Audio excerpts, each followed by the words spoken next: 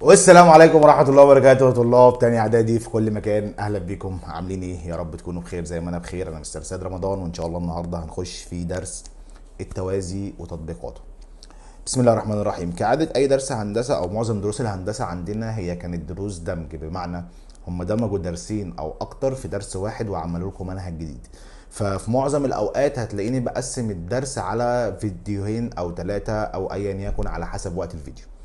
بسم الله الرحمن الرحيم. اول حاجه عندي التوازي. عايز اعرف الاول يعني ايه توازي. لو انت معاك خط مستقيم بالشكل ده، سوري، لو احنا معانا خط مستقيم بالشكل ده وخط مستقيم كمان بالشكل ده، ايه علاقه الخطين ببعض؟ الخطين دول يكونوا حاجه من الثلاثه: يا اما الخطين بتوعي يكونوا خطين متقاطعين بالشكل ده، يا اما يكونوا خطين متعامدين بالشكل ده يعني عاملين زاويه قايمه، يا اما يكونوا خطين متوازيين بالشكل ده زي ما انت شايف. طيب هو يعني ايه متوازيين؟ متوازيين يعني ولا واحد فيهم يقطع التاني، هما الاتنين مكملين جنب بعض. عامله بالظبط زي ايه؟ زي شريط القطر كده. القطر تلاقيه ماشي على خطين حديد، الخطين دول دايما هتلاقيهم ماشيين جنب بعض. طب لو واحد فيهم عمل كده بس او واحد فيهم عمل كده، هتلاقي القطر كله اتقلب. فلازم يكونوا هما الاتنين محافظين على التوازي. التوازي ده اللي هو ده اللي احنا بندرسه دلوقتي، اللي هو خطين مستقيمين ماشيين جنب بعض. حلو جدا. طيب هو التوازي ده حاجه مهمه جدا جدا جدا جدا. طب انا استفدت ايه في الحاله دي؟ ولا اي حاجه. ايه ده بقى؟ بتشتغلني؟ وازاي حاجه مهمه جدا وازاي انا ما استفدتش منها حاجه؟ هي حاجه مهمه، بس لازم يكون في حاجه كمان مع الخطين دول. ايه هم الحاجه دي؟ حاجه اسمها القاطع. يعني لازم يكون معايا خطين مستقيمين بالشكل اللي حضرتك شايفه ده ومعايا قاطع ليهم اللي هو باللون البينك ده. طيب اول ما يظهر عندي القاطع تبدا بقى الاستفادات او الحاجات اللي انا بعرف استفيدها من الخطين المستقيمين المتوازيين تظهر. انت عندك كام حاجه كنا واخدين السنه اللي فاتت؟ 3 حاجات: تبادل، تناظر، تداخل. يعني ايه بقى الكلام دوت؟ تبادل يعني الخطين بتوعي عاملين شكل حرف الزد. زي مين؟ زي ده. بص كده حرف الزد ده اهو اهو اهو. شايف حرف الزد؟ الزاويتين بقى دول اللي هم معمولين دول هم اسمهم زاويتين مستقيم، زاويتين متبادلتين، والاتنين متساويين في القياس. طيب يعني ايه كلمة تناظر؟ تناظر دي كنت برمز لها بحرف الاف. هتلاقي عندك حرف اف كده متداري. فين هو حرف الاف؟ اهو اهو اهو. فين الزاويتين بتوعي؟ الزاوية دي والزاوية دي زاويتين متناظرتين، او العكس ممكن تلاقي حرف الاف هنا. الزاويه دي والزاويه دي زاويتين متناظرتين. في التبادل الزاويتين بيساووا بعض، وفي التناظر برضو الزاويتين بيساووا بعض.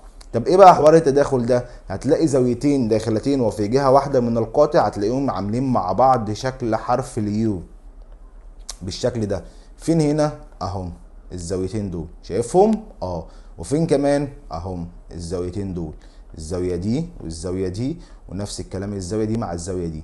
طب هما الاتنين برضو بيساووا بعض زي التناظر والتبادل؟ لا، هما الاتنين بيكملوا بعض، يعني مجموعهم بيكون 180 درجه. حلو. طيب دول الثلاث استفادات اللي انا كنت محتاجهم من السنه اللي فاتت. الجزء الجديد عندك نظريه جديده في التوازي. ايه هي النظريه؟ سامي الله بسم الله. بيقول لي اذا قطع مستقيم عده مستقيمات متوازيه. لو انا عندي مستقيم بالشكل ده قطع عده مستقيمات متوازيه، جميل، وكانت اجزاء القاطع المحصوره بين هذه المستقيمات المتوازيه متساويه في الطول. يعني ايه؟ يعني الاجزاء دي تكون متساويه في الطول. ده بينتج عنه ايه؟ بيقول لي فان الاجزاء المحصوره بينها لاي قاطع اخر تكون برضو متساويه. يعني لو عملت قاطع كده او قاطع كده او قاطع كده فبرضو الاجزاء دي هتكون متساويه، الاجزاء المحصوره دي هي كمان هتكون متساويه. حلو او الكلام ده. يعني بناء عليه لو انا عندي توازي زي ما حضرتك شايف، ومن التوازي الحته دي بتساوي الحته دي، فالقاطع التاني الجزء ده هو كمان بيساوي الجزء ده. هو ده قصدك؟ بالظبط كده، ده اللي انا اقصده. طيب عايزين مثال. بسم الله. بيقول لي اوجد بالبرهان طول الاي بي. سمي الله بسم الله. مش انت يا نجم عندك المستقيمات دي كلها مستقيمات متوازيه؟ خلينا مثلا نسمي ده 1 وده 2 وده 3. مش انت المستقيم 1 بيوازي المستقيم 2 بيوازي المستقيم رقم 3؟ حلو جدا. وعندك ده قاطع، خلينا مثلا نسمي ده اف، واف اللي هو الخط المستقيم ده اللي هو القاطع ده متقسم عندك لاجزاء متساويه، عندك الجزء ده بيساوي الجزء ده، فاستنتج ايه؟ استنتج ان الجزء ده بيساوي الجزء ده.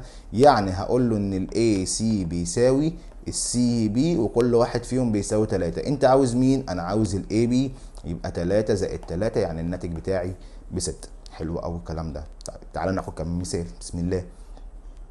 بيقول لي اوجد بالبرهان طول البي اتش. البي اتش عايزين نعرف الحته دي بكام. واحده واحده. انا عندي ده بيوازي ده بيوازي ده بيوازي ده، كلام عظيم. طيب عندي القطعه دي بتساوي القطعه دي بتساوي القطعه دي، ده القطع الاول، يبقى على نفس المنوال القطعه دي بتساوي القطعه دي بتساوي القطعه دي، كلام عظيم قوي. هو مديني ايه في السؤال؟ هو مديني الاي بي ب 12. الاي بي كله ب 12. طب الاي بي متقسم عندك لكام قطعه؟ لثلاث قطع متساويه في الطول، يبقى انا هقسم 12 على التلاتة يساوي 4، يبقى الحتة دي ب4 والحتة دي ب4 والحتة دي ب4. انت عايز مين؟ انا عايز البي اتش اللي هي ب4. طيب المطلوب التاني عايزين نجيب محيط المثلث اي دي واي. اي الاي دي واي اللي هو المثلث ده. يعني ايه محيط مثلث؟ محيط اي شكل في الدنيا هو مجموع اطوال اضلاعه. اجمع الاضلاع، 2 زائد 3 زائد 4 هيطلع معاك ب9 وبس. ده كده بالنسبة للجزء الأول. في مثال بقى عظمة بس للي ياخد باله. يا مستر الخطين بتوعي مش خطين متوازيين يا مستر، ده خطين متقاطعين، واحد اهو وواحد اهو. فكوك يلا، هو مين اللي قال لك اصلا ان انا بتكلم على الخطين دول؟ انا بتكلم على الخطوط دي. ايه ده ايه بدأت تتهته دلوقتي؟ الخطين دول او الاربع خطوط دول بمعنى اصح، ما هو دول خطوط متوازية. عظيم قوي. فين القطع الاول؟ القطع الاول اهو اللي هو ده، شايفه؟ شايف القطع ده اللي هو الحته دي؟ القطع بتاعي تعالى نكتبه. القطع بتاعي اللي هو الجي اي، ده القاطع. حلو قوي. القطع ده ماله؟ القطع ده عامل اجزاء محصوره متساويه، الحته دي بتساوي الحته دي بتساوي الحته دي. حلو قوي الكلام ده. فده معناه ايه؟ فده معناه ان القطع ده هو كمان الحته دي بتساوي الحته دي بتساوي الحته دي. حلو. طيب عايزين احنا مين اصلا؟ احنا عايزين نجيب الدي سي، يعني عايزين نجيب الحته دي، دي المطلوبه عندي، دي اللي انا عايز اجيبها. طيب هو مديني ايه في السؤال؟ مديني ان السي بي عباره عن 5 اكس زائد 3. السي بي اللي هي دي 5 اكس زائد 3. مديني الاف دي عباره عن 2 اكس زائد 9. الاف دي عباره عن 2 اكس زائد التسعة. عظيم قوي. عايزين بقى احنا نجيب دي. سمي الله. بسم الله.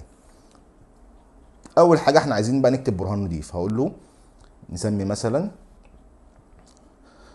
هو مسميهم اوريدي. نقول له بسم الله الرحمن الرحيم، نبدا من التوازي.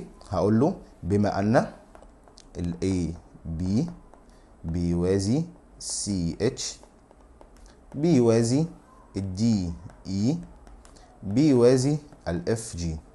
حلو قوي كده. انت معاك اربع خطوط مستقيمه متوازيه. فين القاطع بتاعك يا نجم؟ ما هو في بس حاجات صغيره كده. اول ما نتكلم على التوازي على طول فكر في القاطع، لان بدون قاطع انا مش هعرف اعمل اي حاجه. فانا عندي دول بيوازوا بعض. فين القاطع بتاعي؟ القاطع بتاعي اهو. وهقول له ان الجي اي ده عباره عن قاطع، وهو مديني برضو بما ان من المعطيات ان الجي اي بيساوي الاي سي بيساوي السي اي. هو اصلا مديهاني اللي هم الثلاث قطع دول المحصورين دول. حلو قوي.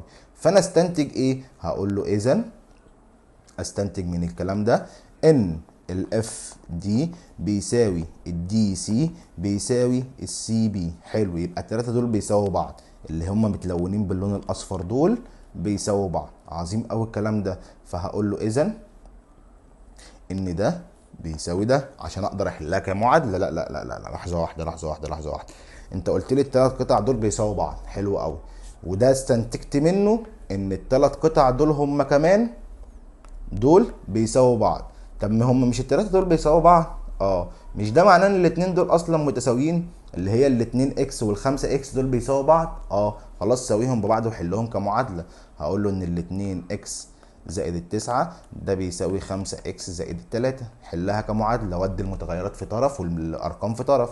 فال5 اكس هسيبها زي ما هي، هودي لها 2 اكس اهي بيساوي هنا 9 وهنا موجب 3 هوديها الناحيه الثانيه سالب 3. جمعهم لي مع بعض، لما تيجي تجمع دول مع بعض هيطلع لك 3 اكس، دول مع بعض هيطلع لك 6. يبقى الاكس الواحده بتساوي 2. نقسم هنا على 3 ونقسم هنا على 3 يبقى الاكس الواحده بيساوي 2. كده احنا جبنا قيمه الاكس بيساوي 2. احنا عايزين مين؟ احنا مش عايزين نجيب الاكس، احنا عايزين نجيب الدي سي. اللي هي فين الدي سي؟ اللي هي الحته دي. ما هي الدي سي دي يا مستر بتساوي دي وبتساوي دي. ايوه، ما احنا برضو ما عرفناش بكام. خلاص، هو مش انت لسه جايب لي الاكس ب3؟ عوض بيها في اي واحده من دول عشان تطلع طول القطعه دي. يعني مثلا مش الضلع الاول اللي هو الاف دي ده بيساوي 2 اكس زائد التسعة؟ طب هل انا اعرف طوله بكام؟ لا. مش احنا لسه جايبين الاكس ب3؟ عوض واشتغل. يبقى الاف دي بيساوي 2 في 3 اللي هي 6 زائد التسعة يعني بتساوي 15. يبقى احنا الحته دي ب 15. طب ما هي الحته دي بتساوي الحته دي بتساوي الحته دي، يبقى كلهم 15. اذا الدي سي هي اللي انت عايزها بتساوي 15. كلام زي الفل، يعني كلام زي الفل. وانا بصراحه انا قاعد متكيف. الجزء اللي بعده، خلينا نركن الحته دي على جنب، تعالى نشتغل هنا. بيقول لي اللي فوق ده لسه هنشرح الجزء بتاعه، يعني اللي فوق ده لسه ما خلصناهوش، مش هنرميه مش هنكنسله، بس ده في جزء تاني هشرحه لك في فيديو تاني، الفيديو اللي جاي. السؤال ده بيقول لي ده بيوازي ده بيوازي ده وده بيساوي ده والسي واي ب2. ده بيوازي ده بيوازي ده والحته دي بتساوي الحته دي، يبقى الحته دي بيساوي الحته دي، يبقى دي كمان ب2. احنا عايزين نجيب الدي سي كله، يبقى 2 و2 يعني 4. نفس الكلام هنا، ده بيساوي ده بيساوي ده، يبقى ده بيساوي ده بيساوي ده. الحتتين دول مع بعض ب6، يبقى دي ب3 ودي ب3. يبقى الام زائد 2 هي كمان ب3. ودي الاتنين الناحيه التانيه سالب 2، يعني الام بتاعتي بتساوي 1. اللي بعده اوجد بالبرهان طول الاكس اف. فين الاكس اف؟ الاكس اف اللي هي دي كلها. ماشي. طيب سؤال، هو مش ده بيوازي ده بيوازي ده بيوازي ده؟ والثلاث قطع دول متساويه؟ يبقى الثلاث قطع دول متساويه. طب ما هما الاتنين دول ب7، يبقى كل واحده فيهم بكام؟ 3.5. 3.5. وتبقى دي كمان بتساويهم هما كمان، يعني دي كمان ب3.5. جمعهم لي كلهم مع بعض يطلع معاك 10.5. اللي بعده مفيش بس مكان نكتب فيه البرهان، بس هنكتب برهان في الاسئله اللي تحت عشان هتلاقي فيها مكان ان شاء الله. ده بيوازي ده بيوازي ده، ده بيساوي ده بيساوي ده، يبقى ده بيساوي ده بيساوي ده. هو عايز يجيب طول الدي سي اللي هي الحته دي. دي ب4، يبقى دي ب4 ودي ب4، يبقى الاتنين دول مع بعض ب8. اللي بعده 3 بيوازوا بعض والاتنين دول بيساووا بعض، يعني الاتنين دول بيساووا بعض. حلها كمعادله، يعني 4 اكس زائد الواحد ده بيساوي 2 اكس زائد ال7. ودي دي هنا، يبقى 4 اكس شيل منهم 2 اكس بيساوي 7. اللي هنا الواحد بالموجب نوديه الناحيه التانيه بالسالب، يعني الاتنين اكس بيساوي 6، يعني الاكس الواحده بيساوي 3. اوجد قيمه كل من اكس و واي. انا شايف مستقيمات متوازيه اهي. انا شايف عندي مستقيمات متوازيه اهي، وشايف ان دي بتساوي دي بتساوي دي، اذا دي بتساوي دي بتساوي دي. طب عايزين نكتب له برهان، سمي الله بسم الله. هنا في مكان نكتب برهان، هقول له بما ان فين الاضلاع اللي عندك المتوازيه؟ هقول له ان ال1 بيوازي ال2 بيوازي ال3 بيوازي ال4. حلو. عندك ايه تاني؟ ما هو التوازي بس مش كفايه، لازم يكون القطع المحصوره هم كمان متساويين. وهقول له ان الاي بي بيساوي البي سي بيساوي السي دي. اذا استنتج ايه؟ هستنتج ان ال4 اكس بيساوي ال8 بيساوي الواي زائد الواحد، كلهم بيساووا بعض. خلاص حل دول لوحدهم. هقول له بما ان ال4 اكس بيساوي 8، يعني الاكس الواحده بيساوي 2، كده جبنا قيمه الاكس. نفس الكلام برضو بس هحل دول لوحدهم. هقول له ان ال8 بيساوي الواي زائد الواحد، ودي الواحد الناحيه التانيه سالب، يعني الواي واحده بتساوي 8 ناقص 1، يعني الواي بيساوي 7. حلو أوي أوي أوي الكلام ده. اللي بعده عايزين نحل دي. لما جيت ابص، ده يوازي ده يوازي ده والقطعتين دول متساويتين، يبقى القطعتين دول هم كمان متساويتين.